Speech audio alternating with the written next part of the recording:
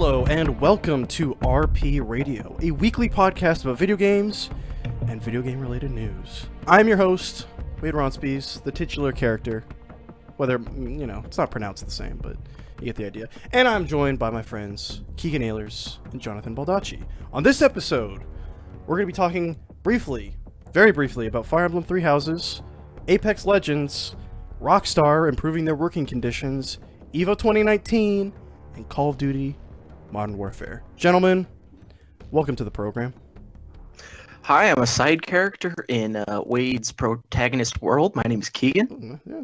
John, what's your name? I am also a side character in Wade's protagonist world, and my name is also Jonathan, like Wade just said. We're all the main characters of our own stories, except for John. Oof. That's rough. Actually, I could see your cat being the protagonist, John. Yeah, probably. Yeah, Percy's the main character in your story.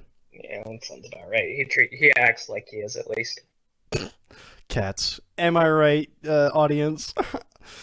Okay, anyway, this is the part of the show where we talk about what we've been playing, but things are kind of in a dilemma, because what we've been playing is what we've been already talking about for like 2 weeks now, and that's Fire Emblem Three Houses. So I just want to touch base, touch monastery, I guess, in the case of Fire Emblem. Hey, because the base is a monastery. Because me and Keegan finally started playing it since the last show. I'm still in the process of catching up there, pretty much. John has already beaten it. Keegan is at the ending. Got to the ending as we were speaking before the show. Mm-hmm. And I just got to just got past the time skip, which it's not a spoiler for the time skip because it's literally in like a trailer, like a few trailers, and like all the trailers, except for like the first one. And yeah, I just want to briefly say I love it. As a fan of Fire Emblem Awakening and Persona, it's scratching that itch very well. I wasn't expecting it to be as Persona as it was, but I just want to say, because of that, it has usurped Resident Evil 2 as my current GOTY for 2019. My Game of the Year 2019 is now Fire Emblem Three Houses. Gentlemen, do you concur? I mean, I'm a noob to Fire Emblem. I've got you two. I've got, you two bringing me in to my first time. You guys are my first, and I do appreciate that. Mm-hmm. It's a great game, and like you said, it does have that Persona-esque type of gameplay, and I love that. Both of you got me into Persona, so obviously I can't miss this one, and I really not really played a game like this before, so I really do enjoy it a lot, and it's a really good game. I've been having a lot of fun. I mean, John and I literally have been on the phone 2 or 3 times literally talking about it, because I've been asking him stuff about it, and Wade, you and I have been texting about it, nonstop. So I was kind of hoping for a yes or no there. Yeah. John, yes or no? GOTY? I'm gonna go. Still DMC 5. I think it's a maybe. It's a toss-up. It's only because there are some issues I have with the ending. And the support system. Yeah, and the support system. I think it was. But yeah, yeah. But I think once I play all 4 routes. Yeah, and once 2019 is wrapped up. Yeah. I just think there's some things that need to be addressed, and it'll have to wait and see. Yeah, for me, it's like thinking about Resident Evil 2 and this. Like, I really had to think about it a lot before I definitively said I like this more than Resident Evil 2. But it's really, I'm not gonna know for sure until 2019 is over, and even then, I probably won't even have a definitive answer. But as it stands right now, as I'm working my way through it, it's just like, it's everything I love about Fire Emblem, but with Persona stuff, and so it's like the most me game you could possibly make. Like, the only way it'd be more me is if there was like a first-person shooter stuff, and also with cars. It was also Metal Gear Solid 5. It's just Metal Gear Solid 5. There you go. But yeah, it's great. I love it, and you should play it. Everyone listening should at least try it, even if they're not into strategy RPGs. All right. Keegan, speaking of RPGs, you have been playing Pokemon Mystery Dungeon Blue Rescue Team, the first of the Rescue Team games, but this was for the DS, not the Game Boy Advance version. I played the Game Boy Advance version, which was Red Rescue Team. You're playing the DS version. Why are you playing Pokemon Mystery Dungeon? It's that retro. It's the retro games on the Wii U. Oh, it's or on whatever Wii U. it is. Yeah. Oh, so really? I didn't know it was so on I- Wii U. Yeah, it's Oh my God. so I've been playing that, and it's hilarious because a literal like virtual DS pops up on my TV or like on the gamepad, and it's literally top screen is the game and the bottom screen is the touchscreen part, and it's hilarious because it's like it doesn't even take up my entire TV, and Interesting. it's literally just in the middle. I mean, it's a bigger screen than what a DS actually is, but yeah, it's it's a good game. I love it. I love that game. Yeah, Great that's- aesthetic. Great story.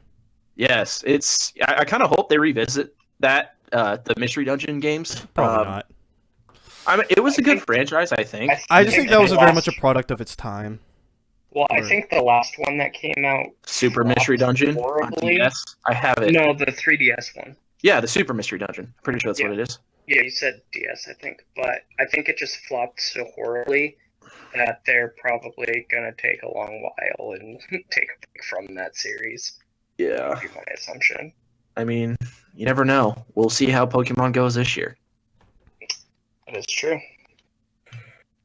The reason I said like it was product of its time was that like there was definitely an era where it just felt like holy crap, there's one of these like every year. Like even if that wasn't true, it felt like it for some reason. Where it's just like this is way more than I expected out of this franchise, and so Yeah, that's why I think like it probably won't come back because it just kind of ran its course.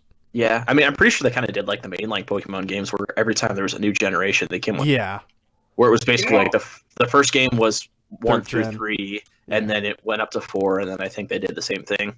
I Kinda don't carrying know all if the way up. that's true. That, or at least I understand you saying it felt like they came out a lot, it just felt like there was a lot of them. but I think there were only 3 real iterations. Well, it was Red and Blue, Sky, and whatever.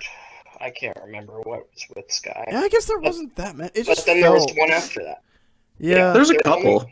there was. There was I there's think like there 4 or 5. four. I I think there was a. Mm, Look it up. I One think of- there's only 3. Yeah. one of you Give look me it one up. second. Because Super, or whatever the most recent 3DS one, that added Megas into it. Because there's a Mega Charizard on the cover. So that was like the big Oh, thing man. too, was you could Mega Yeah. Evolve and stuff like that. Best gimmick that they added into So- any of the newer games. And then they took it out.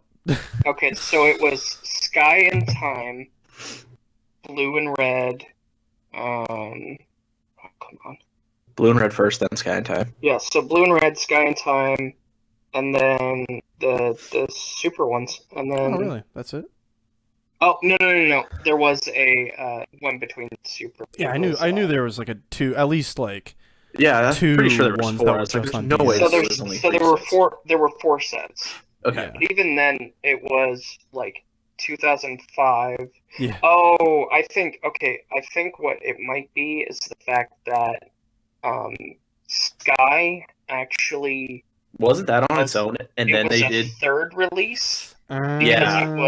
It was like an that's emerald. Right, that's right. So it was Time and Darkness, and then Ah. Sky came out as the emerald, basically the emerald. That's why it felt like there was a lot. Yeah.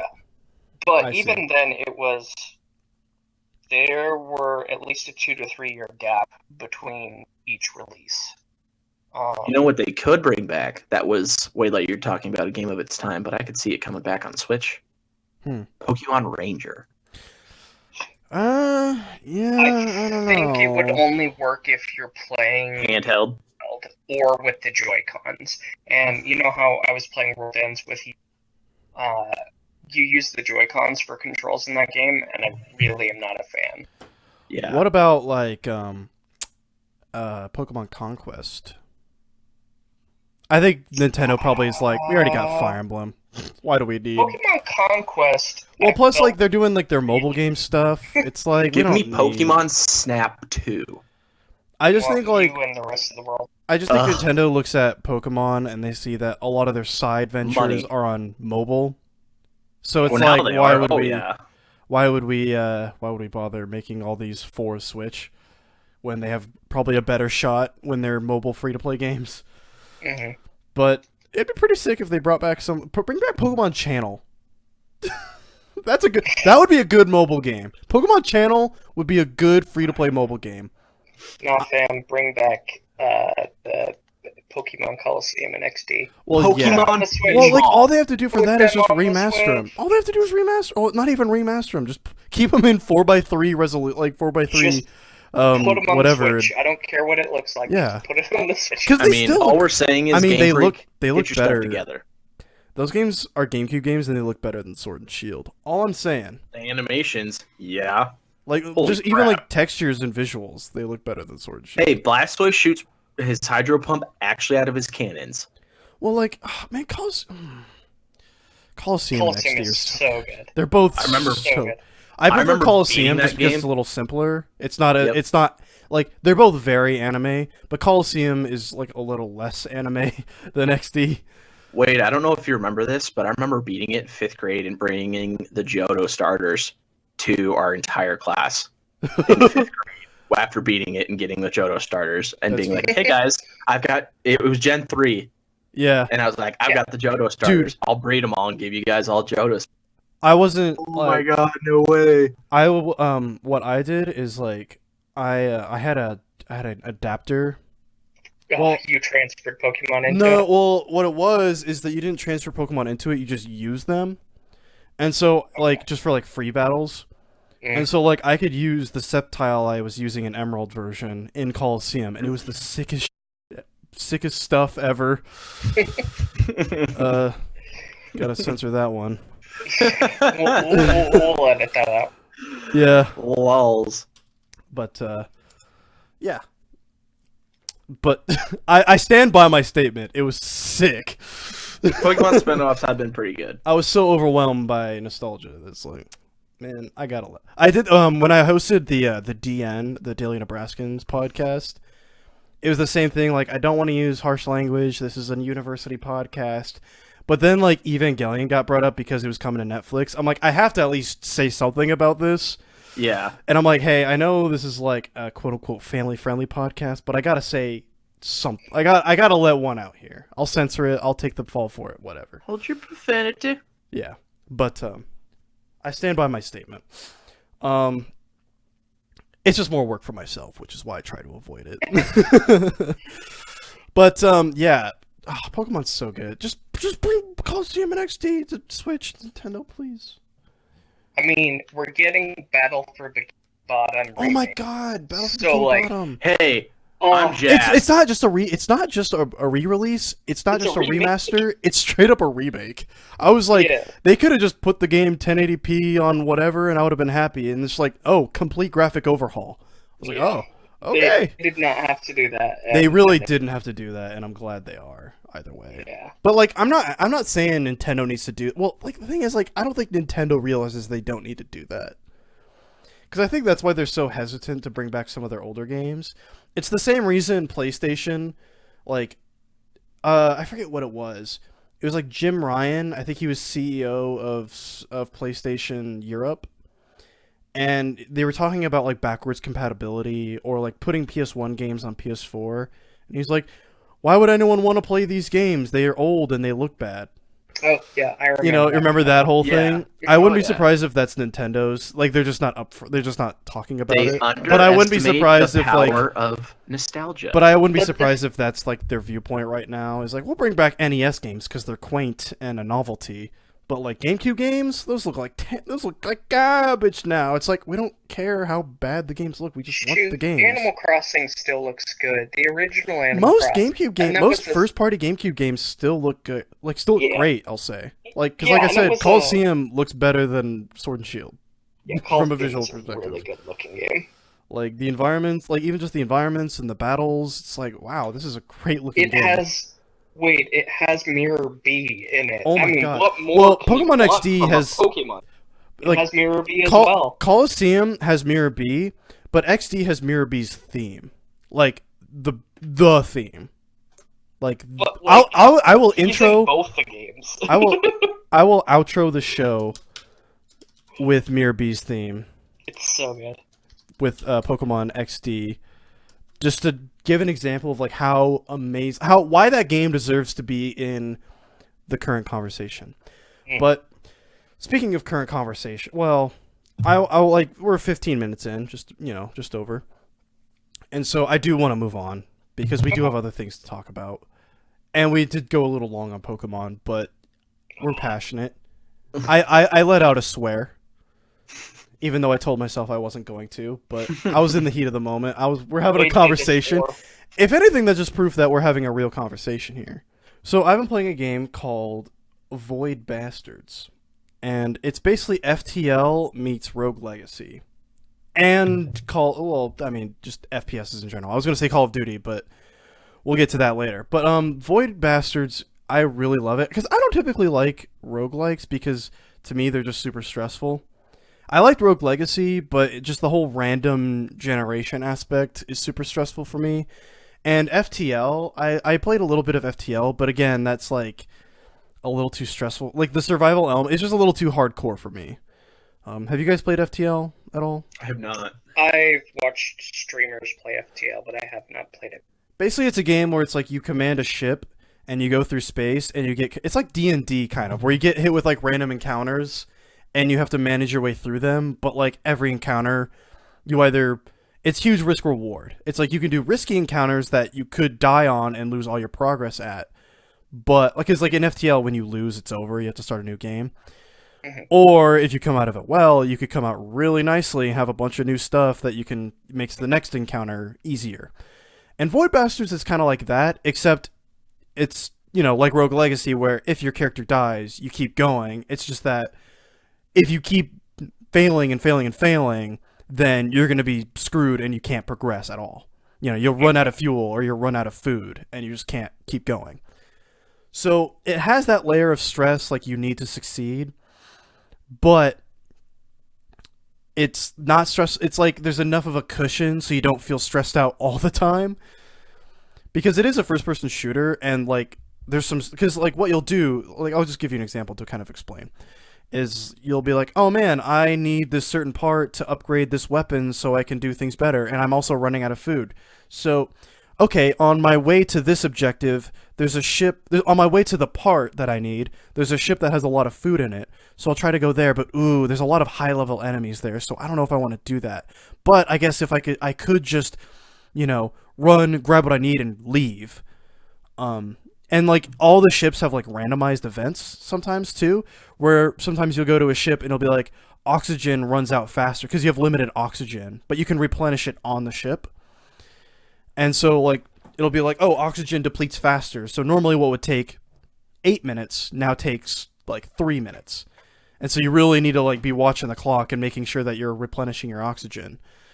Or it'll be like there is a hull breach on the ship, so you have to get to the exit isn't where you start, because normally you leave the level where you started, but like on this ship you have to leave at a different spot, and so you have to progress. You can't just have that blanket.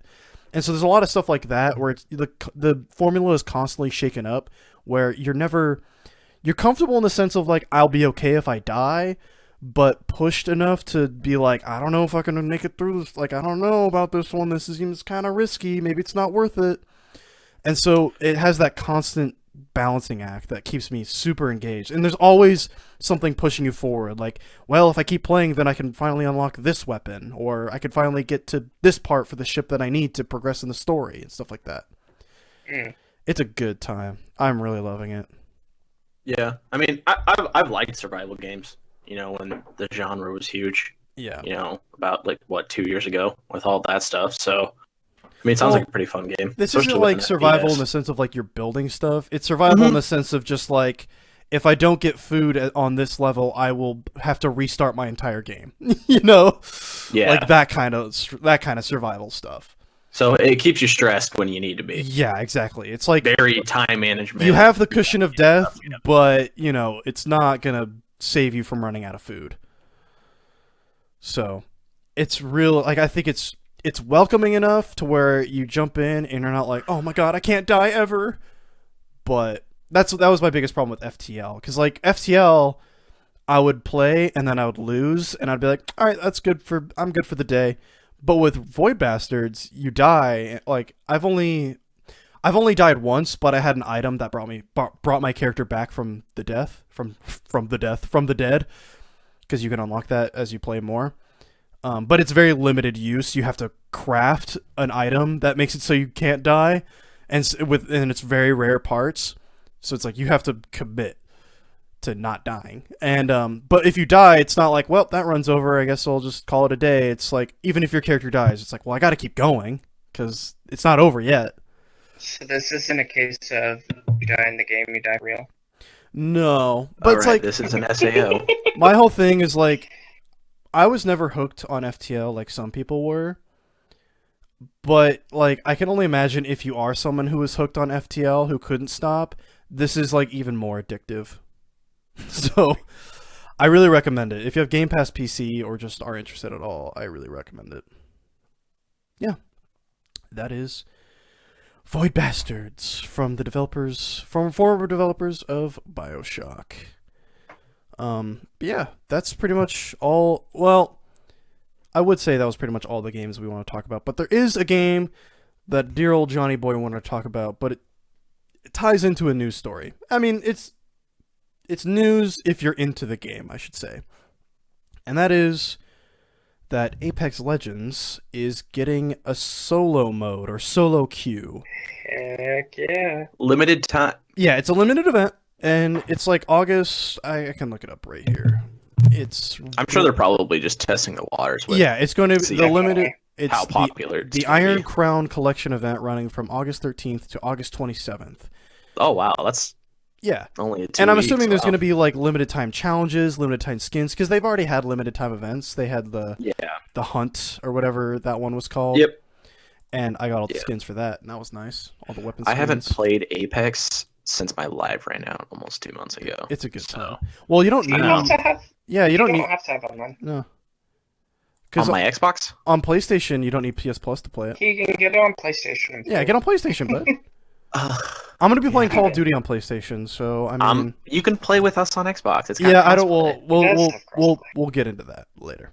But Keegan, play Apex Legends. Yeah, play Apex with us on PS4.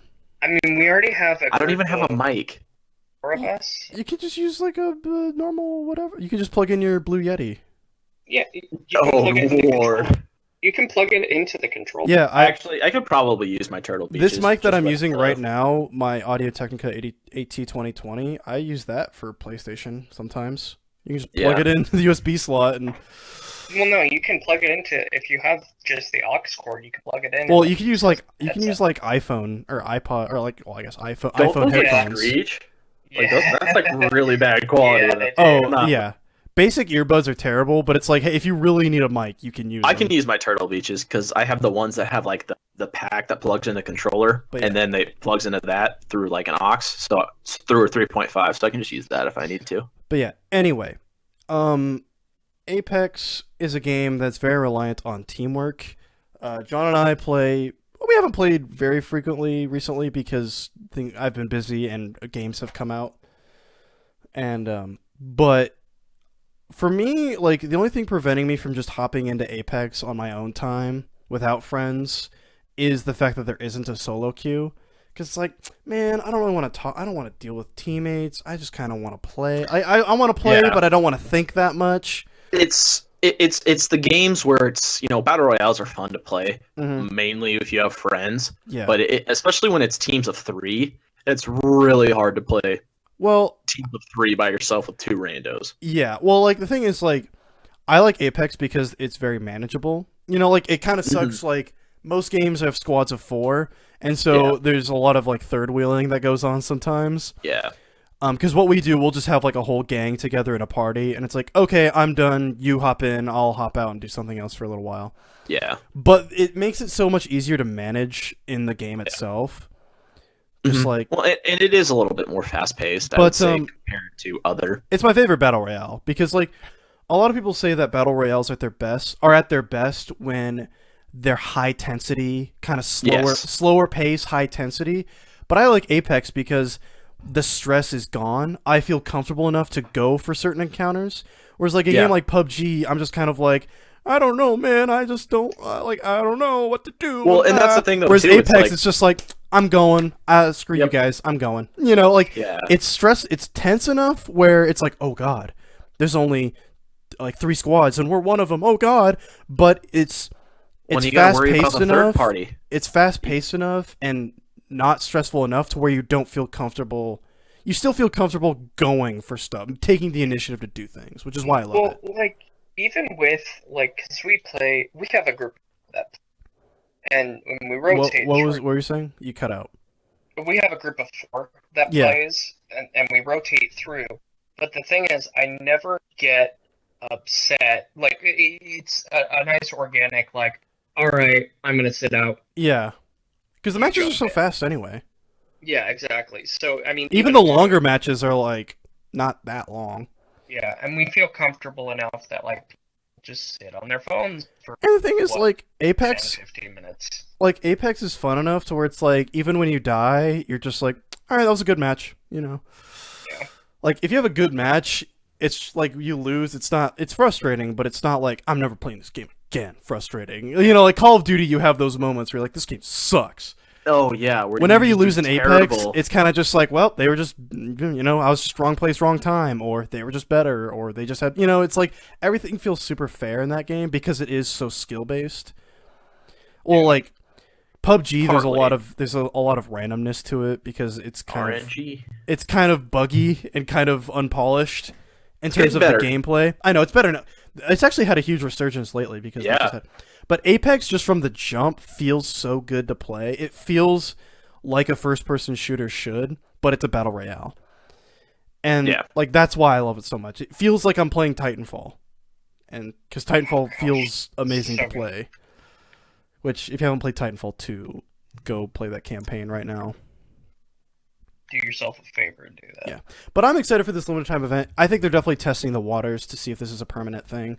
Because Battlefield 5 with Firestorm, they did something similar where they had duos be a temporary heard- thing.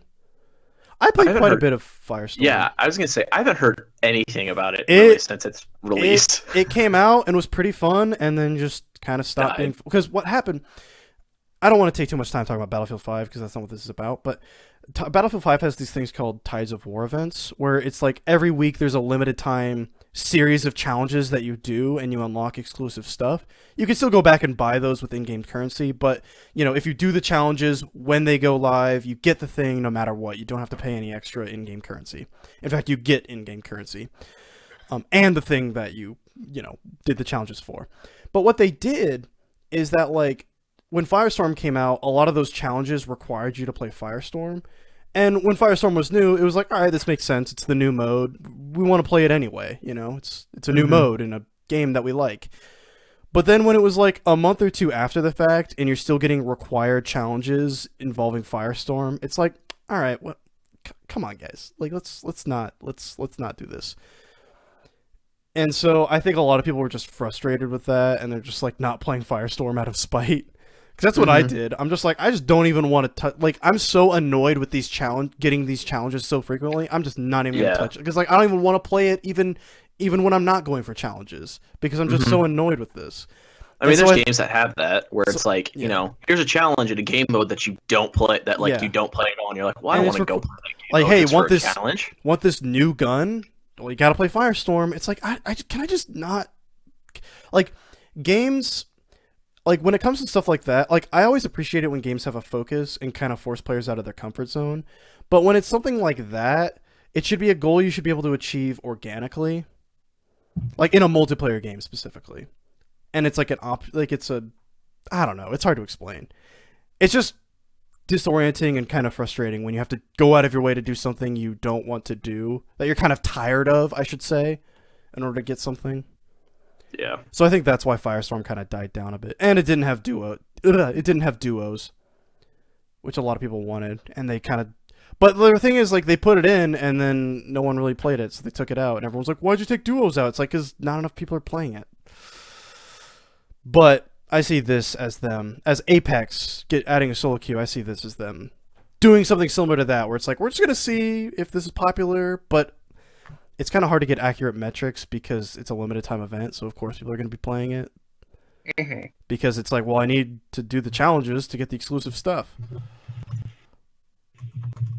But yeah, I'm excited for the main reason of, man, there are so many times where I'm in a duo or whatever, or not a duo, with two random people, and you dropping, and you're like, all right, I'm gonna go. You got really quiet, John. I didn't really do anything. You were just like slowly fading away to the abyss. Weird. So as I was saying, like with duos, you're the one who's in charge of the drop, and then suddenly they're like, oh, we're gonna go on the other side of the map. It's like, yeah, but we need to stick together to win. Yeah, And it's hard to communicate even with the pinging system. Love the ping system. Gotta say, ping. It's a lot of stress. Fortnite PUBG immediately added copied it.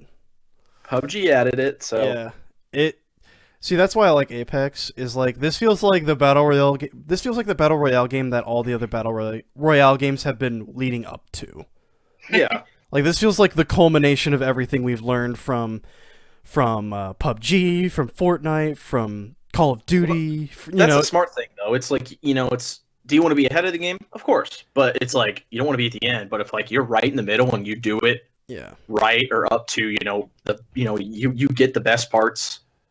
Yeah, you get the best parts of it. Like that's where you want to be. Because like when Apex Legends came out, a lot of people were like, "Wow, battle royale. We kind of like we're done here. We're done with battle royale." It's like either you're with the battle royale games you're with, or you don't like battle royale. But I think Apex Legends just had the benefit of experience, learning from other people's mistakes, applying their own strengths to it. Respawn is just amazing. They make amazing shooters. They're former Infinity Ward. They know how to make a good shooter. And Infinity Ward could go back to their glory. Well, we'll talk about that later. And the fact that EA had enough confidence in them to not force them to do things their way. Like they didn't have to make the game run on Frostbite. They didn't have to because I think Apex was in production well before. I think EA bought Respawn after Apex came out. No, it was before Apex came out. Because they were the ones who told them to be like, all right, you're done with. You're not going to make 3. You're going to make Battle Royale. Isn't that what happened? Well, I don't like. They had been developing Apex for a long time because there was a leaked map on Reddit like a year before the game came out. Yeah, so it was like this is something they had did start out as Titanfall 3, and then they shifted. Yeah, like I think it was organic though. Yeah. That they wanted to make a something Battle else. Royale. Instead. Partly, yeah. I think it was I don't believe they were pressured by EA to make a battle royale. I mean, think it was Fortnite. We want to do this. Fortnite began as like a passion project, like battle royale, I should say, because it was literally them being like, "Hey, we like PUBG, we want to do this in our game," and then it blew up, Yeah. So I think Apex was kind of a similar situation to that, where it's like, "Hey, we really like this game mode, let's just do our own spin on it," and then it just kept getting deeper and deeper and deeper, and then they realized that like we need more time to focus on this to make it as good as we know it can be. And so yeah, I love Apex. It's time to move on to another story. I want to talk about EVO 2019. Yay. EVO 2019 happened this past weekend. It was a hoot and a holler. I watched some Tekken 7. I watched some Smash Bros. Dude, Tekken 7, oh man, so fun. I think I watched the last This guy like came out of nowhere from Pakistan. It's basically like if in the NBA. Yeah, I watched him. It's basically like the NBA if like this a rookie came in. A rookie just came up and was better than like Steph Curry in the finals, or like beat, or not even not necessarily a rookie, like a later draft. like a total, well, just like even like a total Tom nobody. Brady. Yeah, Tom like Brady someone who just like came out of nowhere. Who are you? Like we don't even know who you are, and you just show up and you beat the best of the best. Patrick Mahomes. Yeah, sure. He's Mahomes. Yeah, Mahomes. Live like Mahomes. But Homie. Just let everybody know we are not big sports people. yeah, So but hate us. I like so the this Chiefs. this kid came out of Pakistan and just beat the like. I was listening to the commentators, and I believe the main competitor, his name was Nee, and he's from South Korea. And a Yes, lot of Mhm. the commentators were saying like he's not only the best Tekken player at the moment, he might be the best Tekken player to ever do it, to ever compete at Evo. To And ever this- Tekken. And this guy comes from Pakistan and just like I wouldn't say destroys him, but just beats him and becomes Tekken World Champion at Evo. And it's just like, holy crap, what a crazy underdog story. Quick question. Back to what we talked about last week when we were like, oh, Evo for Smash. Did a Joker make it that far? He Joker won. won. You're kidding. Yeah. MK See? Leo, I believe. He's a Mexican player. He played as Joker and he won the whole thing with Joker. I was Yeah. so proud. Yeah, I'm so happy. I was so happy. I mean, That's a win for there you anime. go. That's a win for anime. But I mean, there you go. It so- goes to show. I mean, like we were talking about it. We're and like, a you lot know, of people are upset because these are DLC characters. Like, oh, that's just proof that DLC characters are OP. But it's like, how about instead of nerfing Joker, you just buff everyone else? Problem Well, that's the solved. thing, though. Too, it's like, okay, when the next Smash comes out and say Joker is a regular character, not and comes back. I mean, what's going to be the difference? It's just like, Uh, I don't know. It's just like instead of looking at who you should nerf, I think you should look at who. Like instead of making things less fun, you should always try to make things more fun instead of less Exactly. fun. Like I 'Cause remember. I watched it. I mean, Not to interrupt you, but I watched the GDC talk about Diablo 3, and they said it's better Oh, to yeah. players to be overpowered than underpowered because then Yeah. they're at least have it like there's at least like an opportunity to have fun with it. yeah, Whereas if they're underpowered, they're just frustrated.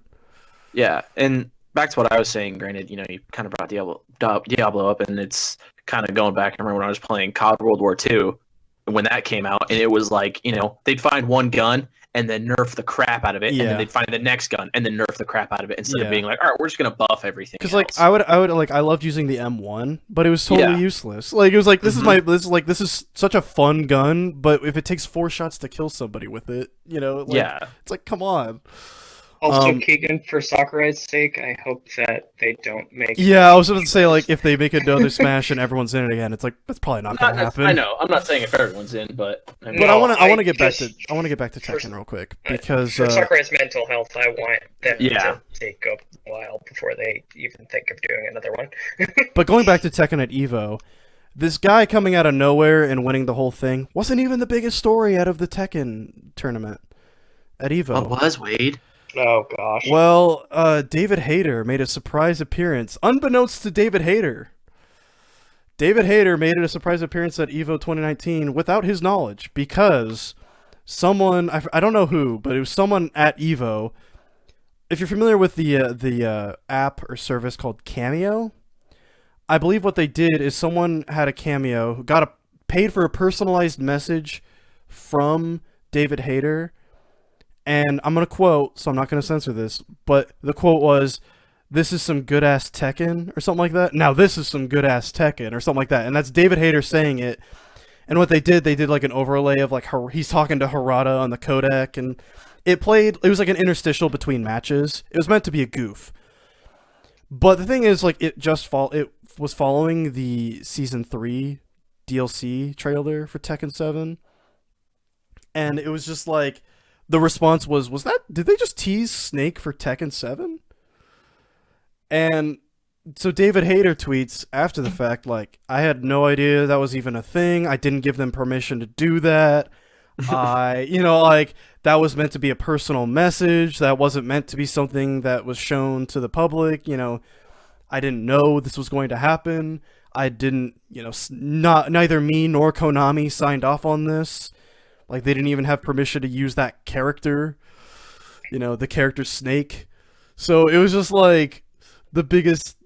Come on, Whoops. man. Yeah, it was an oopsie for sure. Yeah. Oopsie. But it's just like, come on, don't do that. like I get it's an event, but it's a officially sanctioned and sponsored event. PlayStation sponsored Evo this year. Which I thought was funny because Smash was the main game, but Yeah. considering every other game was on PlayStation 4, I doubt they were complaining too much. But I was surprised Samurai Showdown was there. That was kind of neat. I didn't watch any of the Yeah, matches, but that was kind of neat to see a brand new game up there. I heard it was very hype, like the entire time. I bet. I want to. There's a lot of matches I missed that I want to go. I want to watch. Go back and watch the Soul Calibur matches. Yeah, I was meaning to. Like, why wasn't Like, that on? actively Why wasn't sit that down on and watch it. Sunday? It was like the first thing. I did, Yeah, so no disrespect to but why was BlazBlue on Sunday and not Soul Calibur? That's all I'm saying. They announced a lot of stuff for Blaze. Yeah, I saw a lot of hype for BlazBlue, or whatever. But it's still just Yeah. like Soul Calibur is like that. That should be like the hypest thing. But I digress. Evo 2019 was a crazy ride. I enjoyed what I watched. It was fun seeing Joker win it all. It was fun. The Tekken matches were all awesome. Like that. Oh my god, Tekken is so fun to watch. Hey, and Sonic Fox is a Dude. two-time finalist and one-time winner. Well, Yeah, I saw that. that clip of him with Goichi was his Oh, name? it's so yeah. Oh it my was god! so- Like so- if you haven't seen it, look it up. It's all over Twitter. But there's a clip. Sonic Fox and Goichi were the two finalists for the Dragon Ball Fighters tournament at Evo, and they have a kind of a long-standing. They've been rivals in that game since it came out. And like I saw a really good. The video I saw was like a full rundown of their entire rivalry, but it's like a friendly rivalry. Like they have a lot of respect for each other. Mhm. And it was so like, but it was mostly Sonic Fox winning. I'd say like when it mattered most, I should say, because he won last year at Evo.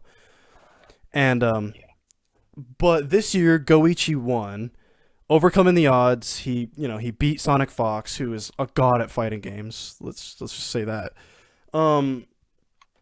And they shared a really good moment where Goichi was like crying from happiness and exhaustion and relief, and Sonic Fox like is like super happy for him. He's like patting him on the back and hugging him, and he was like, Yeah. he like raised his hand wrestling style, and it was just like, what a feel good moment. What a just like a fun, respectful moment between two competitors.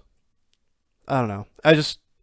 I love it. That to me is just like, in a time when video games are being blamed for violence, seeing stuff like that is just so Heartwarming. it's just so, it's proof to the opposite. When used, like when there are moments where it is not only not violent, it is extremely uplifting and wholesome. It promotes camaraderie. And all I'm saying is that, shut up. Video games are not the problem. But yeah, speaking of gun violence, I'm gonna cut that. That's not a good transition. Yeah. That's the Speaking of people fucking dying. People get shot in the face and 360 no scoped. Meet me out on Rust. 1v1 no scopes. But Quick scopes. Anyway, I want to transition from there. This transition is a little crude, but it's something that we want to talk about because me and Keegan are both huge fans of this franchise, and this is the main topic. Call of Duty Modern Warfare had its full gameplay reveal last week, and it was entirely focused on multiplayer, but it's still like, it was our first major look at what raw gameplay looks like. They did post some gameplay clips of the 2v2 mode beforehand, but for the most part we hadn't seen the game in true action. Yep. And so seeing that was very uplifting as a Call of Duty fan, I have to say. After I'm not someone been who through the past couple of years. I haven't disliked the recent Call of Duty games, but they're definitely not as good as they used to be. You haven't loved them like the old ones. Yeah, like it's not a bold take to say that Call of Duty hasn't been as good as it used to, like that it had been in the past. Easily. And like I loved Black Ops 3, but that still doesn't hold a candle to Black Ops 2. Like not even close. I love Black Ops 3, but it's not even close to the best that Call of Duty has to offer. And so seeing, and in Infinity Ward, I think it's also worth mentioning that Infinity Ward has been incredibly out of touch since Ghosts, I would say. Because it seems like after Modern Warfare 3 wrapped up, they just lacked direction. They just didn't know where to go. They didn't. Well, isn't that when they kind of switched to the three studios Well, every year? What Or happened it was was one after studio Modern got Warfare 2 one. came out, that's when all the OG Infinity Ward developers split. Oh, yep. And so that's when like they were kind of Infinity Ward was kind of a shell of its former self, but they brought in Sledgehammer to make if Modern Warfare 3 was Sledgehammer and Infinity Ward because they were kind of in a weird spot. And so that was kind of what laid the groundwork for the 3 studio structure. And Call of Duty hasn't really been the same since then, at least Infinity Ward, but it makes sense. Because Vince Zampella left, and now he's at Respawn making extremely successful games. And a Star Wars game. I wouldn't call Titanfall 2 extremely successful, but history has looked back very kindly on Titanfall 2. But Apex Legends, monetarily, has kind of made up for that. But anyway, so Infinity Ward, like after Modern Warfare 3, they kind of lacked direction because I didn't think they wanted to do Modern Warfare 4 because I think they just wanted to wrap because Modern Warfare 3 is very much a conclusion to that franchise, to that series. Yeah. And so I think they knew they weren't going to go back to that and make Modern Warfare 4, but they just didn't know what to do, so Ghosts happened, and it's not I liked Ghosts. I enjoyed the campaign. I didn't hate the campaign more than the MP. The campaign had some stupid moments. Like, the ending is so dumb. The ending is so dumb. Spoilers for God Ghosts, if you care. You shoot a guy with a revolver in a train that goes into the ocean, and you wait, and then you go to the ocean, and he sneaks up behind you. It's like, you are dead. Like, I'm sorry, you are dead. You cannot... A, you could not have survived that wound. B, there's no way you could have swam to shore. And C, there's no way you could have snuck up behind me. But I digress. Multiplayer sucked, though. Multiplayer Ghosts was... Yeah, that was bad. It's just like straight up unplayable, in my opinion. I think the last one I played was Infinity War, and I played the campaign exclusively. Infinite Warfare? Infinite Warfare. Oh, God. Well, and then after Ghosts was Infinite Warfare, from Infinity Ward. I enjoyed the campaign a lot of Infinite Warfare. I thought it was a pretty solid campaign. Same. The multiplayer, though, was just copy-paste Black Ops 3. Yeah, I didn't play and so it was copy-paste Black Ops 3. It felt very Halo-esque. Yeah, well, like... They really were trying for that futuristic... See, like, I loved Black Ops 3's multiplayer. Like, a lot of people hated the wall running and the jetpacks, but I thought it was like... I'm normally not a fan of this in Call of Duty. This isn't really what I play Call of Duty for. But in general, as a concept, in a video game that I am playing, I'm having a great time, if that makes sense. Like, if this game wasn't Call of Duty, it'd be like, yes. But the fact that it's Call of Duty, I think, is why a lot of people were anti-wall running. Boots on the ground. But I had a great time with Black Ops 3. But Infinite Warfare was copy-paste Black Ops 3 multiplayer. And it was just like... Yeah, no, I'm good. And then Advanced Warfare basically was well, Advanced Warfare was before... Same thing. For the Advanced Warfare was before Black Ops 3, but that was just too chaotic.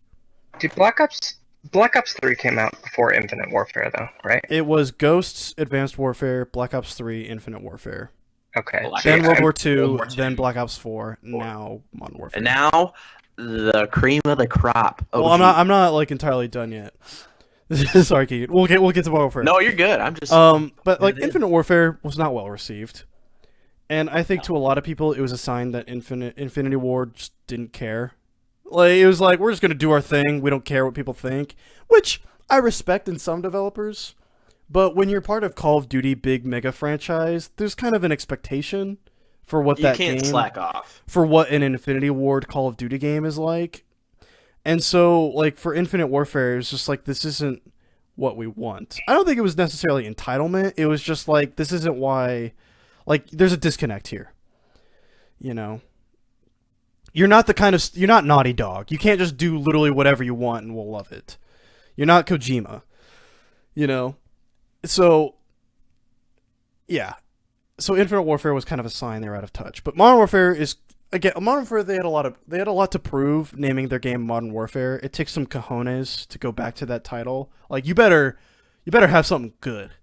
Well, I mean, what they've said is it's going to be a soft reboot where the campaign's going to do a lot of same I have characters. my issues with their wording for what it is. It's a reboot. It's a full reboot. Like, which I have no problem with. Yeah, but it's like, don't be cagey about it. Just say, hey, the other games aren't canon in this universe. Just say it. It's okay. Like, at first it was kind of like, I don't know how I feel about that. I'd rather have it just be Modern Warfare 4. But once it's like Captain Price is here, some older Modern Warfare characters might return. It's kind of teased. It's like, all right, I'm fine with this. It's just a best of, It's kind of like a Give greatest me an hits. all gillied up. It's a greatest hits version of Modern Warfare, which is like, all right, that's all you needed to say. Is like, it's not in that universe, but it takes elements from it, and it's a best of version. It's like, cool. Yep. That's all you had to say. You didn't have to, be cagey about like, oh, it's technically not a full reboot. It's a soft reboot, but it's still. It's like just break the bone here. Tell us what you want. But the multiplayer footage has me very impressed. It's very evocative. Like, this really does feel like what the natural progression of where they would have gone had they not made Ghosts. Yeah. Like, this feels like they understand why Modern Warfare is cool. You can breach doors in multiplayer, which is something I've always wanted to do. You can go through a door 3 different ways. Yeah, you can run through, you can peek through, or you can just breach. Like, Toss a flashbang in. well, because I think in the trailer there's breaching charges. Yeah. And it's just like, breaching charges. yes. And there's like one where you can slowly peek the door open and toss a flashbang. But it's like and shut breaching it. charges in multiplayer is what people have wanted since Modern Warfare 2 had those breaching moments in the campaign. It's like, oh, like I remember when Modern Warfare 2 came out and you're doing that in campaigns, like what if you could do that in multiplayer? Oh, dude, that'd be sick. And now you can. It's like we finally got to where we should have been. Like, that's what this feels like to me. It's like we're finally getting to where we should have been. Yeah, I mean, I've been talking to one of my other buddies about it, and we were talking about the breaching aspect, and it's like, well, I mean, when you're playing Search and Destroy now, it's like the bomb sites aren't out in the middle of the street where you can literally see from every angle. You have to be tactical, and that's a big thing that they've talked about too. Is first-person shooter games, they're realistic in the sense of first-person shooter or whatnot, but they're not realistic because they widen everything to make it easier to get around and everything like that. To where now they're making it tight like real life, where alley's gonna be tight, going up a staircase is gonna be tight. Yeah, like even in the campaign they said that we wanted really realistic combat in like COD 4, but our AI just wasn't there yet. So all of the corridors are super wide and unrealistic. Like that's not what a house in the Middle East would be like. Yeah. Whereas now our AI is good enough to where we can have those single file lines breaching and clearing very methodically. It's like we can have those more realistic and enclosed environments and make this feel really narrow and heavy. Yeah, and that's the thing is like going back to what I was saying about Search. It's like they're gonna put oh my God, bomb site A, bomb site B in one building, and it's like you can either go and plant stuff near the doors and sit there and not just camp up top and wait for someone to come in. It's like, is someone going to bash through the door and be like, oh, someone's here, or is someone going to sneak in and you don't really know? Well, there's also like a 6v6 no respawn mode, but it's meant to be like Counter-Strike, where it's like, it's like Search and Destroy, but it's more like Counter-Strike than Search and Destroy. War's back, baby. Yeah, I was just about to say War from World at War. They're still calling it Ground War, which is like, just call it War. But War from World at War is finally back. It has vehicles in it. It has like quad bikes and stuff. And vehicles, which is like a tank. At first, I'm like, I don't know how I feel about that, but that was in World at War, and it's like, all right, screw it.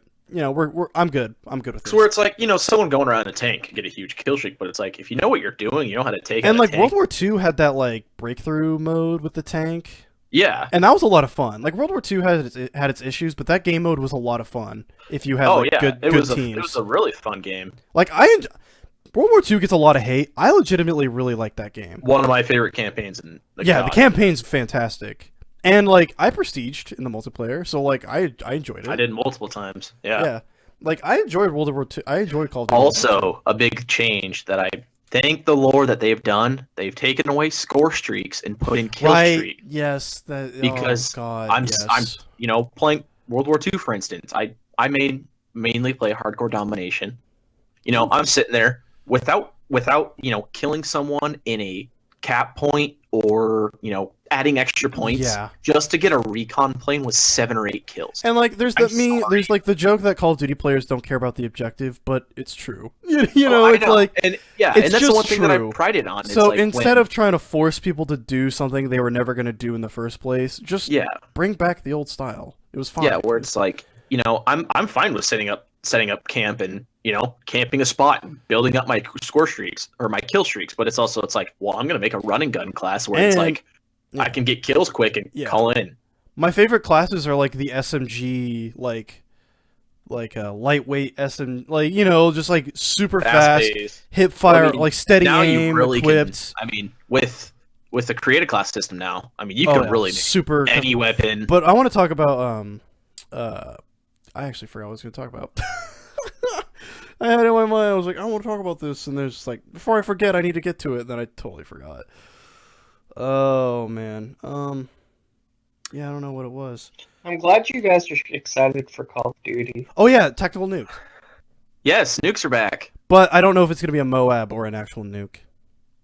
Yeah, I just want a know. true 25 kills. You call in the nuke, it ends the game. That's Yeah, all is I it want. gonna be like World War II's where it was you can't use any of your kill streaks? Was that Yeah. World War II was it was like 24 kills or 25 kills. Was that like you a can't V2 call in or any other something? kill streaks or something like that. Yeah, it was a V2 rocket Dude, or whatever. the V2 in Battlefield 5? Oh, that's top tier.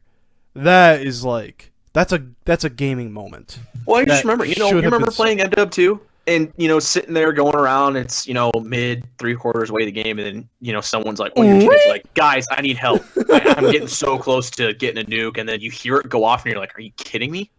Yeah. You're just playing with some random friend. You have no like. I was playing Modern Warfare 3 in a private lobby with some people in high school, and I got a Moab. It was just like, come on, man. It's like, hey. Well, yeah, I'm not that's even the that thing. good at It's this like, game.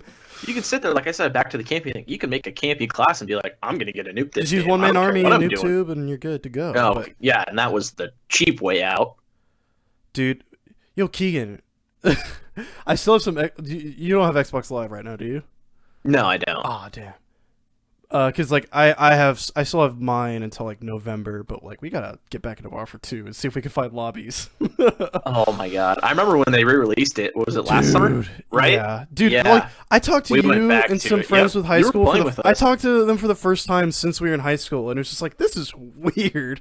I know. It's those games bring people back together. And It's like that's I'm why sitting there and the that's why- hype. Yeah, that's why them harkening back, like that's why them really understanding why Modern Warfare is special and going back to it is so reassuring. It's Yeah. like it really does feel like maybe we're just grumpy old men at this point. Well, especially because, like, oh, get this. So, I remember talking to one of my buddies. This was a couple of years ago, right before World War II came out, and he said he was talking to one of his boss's kids, and he's probably like 10, 11, 12. Shouldn't be playing Call of Duty, but kids these days can really play, whatever. It seems like, and he, Black Ops 3, the kid did, and my buddy was like, they just announced boots on the ground, like they're not doing that stuff, they're going back to the OG stuff. Are you excited about these? Like, no, that's gonna be no fun. Like, Yeah. you're not bouncing all around and everything It's like slow that. and boring. And then you're just like, that's when games were good, because it's like you could sit there. It's like, I don't want to quick scope someone with a red dot sight, in an alleyway and stuff like that where you can't snipe in a game. I Yeah. hate that. Like Advanced Warfare for me was the moment where I'm just like, let's not do this. Yeah. Because everyone's just zipping around. It's like I can't even shoot you people. It's like I know. And that's the big thing too. It's like they're really going back to Black Ops 3. I liked the wall running because it usually rewarded map knowledge and like situational awareness. But like the old school way was always the best because it rewards map knowledge, situational awareness, and skill. Like without needing to be this super hyperactive experience. Like playing COD 4, I was playing Call of Duty 4 remastered. I forget why. so good until they added all. I don't the even extra remember crap. why I was playing it. I was just playing the crap out of it. I was just in the mood for Call of Duty. And I'm like, man, this is good. Like, there's some annoying stuff, some balancing issues and whatever, but I'm just like, man, this is so much fun. I definitely prefer Modern Warfare 2's progression. Oh yeah. But like as far as like vibes go, I mean, back to the creative class. let's kind of wrap this up a little Yeah. bit because we're getting a little over time. But like Call of Duty, Yeah. Because I also Yeah. want to ask John a question after this. I'll get my last thing in, but yeah, back to the creative class thing. One of the big things in the I don't know the reveal was it's your Insane. characters more so the gun. Yeah. It's who you want to be, and you can really add it. They took away the pick 10 system. Yeah. You know, No, you can no literally- classes per se. No classes. Pick 10. It's like every main gun can get 5 attachments. Every pistol can, or secondary gun, pistols, whatnot, can get a couple attachments. You get your perks. You get a tactical. Mhm. You get a, Mhm. you know, you get a lethal grenade. It's The like pick back 10 to- system was fun when it was new, but after a while, Yeah. it's like I just want old school. Well, I just and have that's the what I thing. It's want. like Flops 4. It's like, okay, to get gold for a gun, I got to sit here and get 150 kills with 5 attachments on Don't this get me started gun, with Black Ops 4. or like or whatever. And it's like, well, I can't use any perks, or it's like I have to use basically the perks that are going to give me extra attachments and stuff like that. But I can't have another pistol or an actual. That's main what I mean. stuff. It's like the pick 10 system. It's like it's a fun novelty, but it's not good for like it's not very long term, But Yeah. what I wanted but yeah, weapon customization I always love. I always love me some good character and weapon customization. But John, just to involve you a little bit, do you care at all about Modern Warfare? Are you interested? I mean, it depends on. Like I feel like this is the game that like everyone who's like all the estranged Call of Duty fans are returning to. So I'm curious if like you want to hop in on that. So, and I'm not necessarily an estranged. I know, but you're just like I bought Black Ops 4 PC, oof. and despite the fact that apparently it was very well optimized for PC, it did not want to run, regardless of what I did. And like, I don't have the world's greatest decent computer, and I tested it out, and it's like, yeah, you can run this, and even on low, it was like 10 frames per second. I was like, oh, this is lovely. But I may get it. It just kind of depends on, well, Money how and many time. people are getting. Well, I don't think money's going to be. Well, like the reason I ask is because like it feels like this is the one that like everyone is just hopping on. It depends on how many of my, because like, and this is no offense to you. I mean, we don't play video games with each other like we used to. Apex kind of has brought that back a bit, but if you're the only one who bought Call of Duty and no one else did, I don't know if I'd get into it. Hey, John, crossplay. Oh yeah, we should probably bring that up. It wasn't confirmed if there's going to be PS4, Xbox One crossplay. It wasn't. I thought they were playing it. I don't know if that's confirmed or not. I know PC and console, but I don't know about console and console. So I would be a little cautious of that. Well, if that's an option, and 2, if I know that a handful of people are going to get it, then I probably will. Like, it comes out in October, doesn't October 25th, I October believe. 25th. When Beta is in September. When does Death Stranding come out? November 8th, November 8th, maybe, I think. Okay, that might be far enough. But it just kind of depends on what else is coming I've got a friend on PS4 who's getting it for PS4. I would consider getting it for PC, but it's just like you get stuff earlier on PS4, so it's like, eh. Yeah, they still have that contract. But for me, it's like I would love to get the PC version also, so I can play with my Xbox and my PS4 friends. Until they confirm it, though, we'll kind of. But it's like see. I just default to PS4 on most games. And I default to Xbox. Yeah. Yeah, I don't even have an Xbox anymore. Yeah. I just think like, I mean, yeah, we'll talk about Give it it to me on the Switch, baby. Yeah, we'll talk about it after the show, Keegan. We'll work it out. But I want to end it there. We're over time. It's late at night. We went way later. Had some technical issues, so there might be some weird cuts here and there. But thank you for joining us for RP Radio episode 4. Thanks for listening. We'll see you next week. Hopefully you enjoyed. We're actually gonna be changing things up a little bit next week. We're gonna be. Should I tease it? It's gonna be a little more. We're gonna be taking more of an analytical approach. We're gonna do something that's a little more tonally and content-wise consistent with the overall image of the channel. So, but let me know if you like the more conversational stuff. It's still gonna be conversational. It's just not gonna be its current format. So let me know if you like the current format, you want it to stay, or if you're not too attached, let me know if you're excited for it to change. Either way, thank you for joining me, gentlemen. It's been an honor to serve on the topic of Call of Duty. I'm really tired. I've had an exhausting day. And Same. yeah, I'll just Same. see y'all next week. See ya. Goodbye.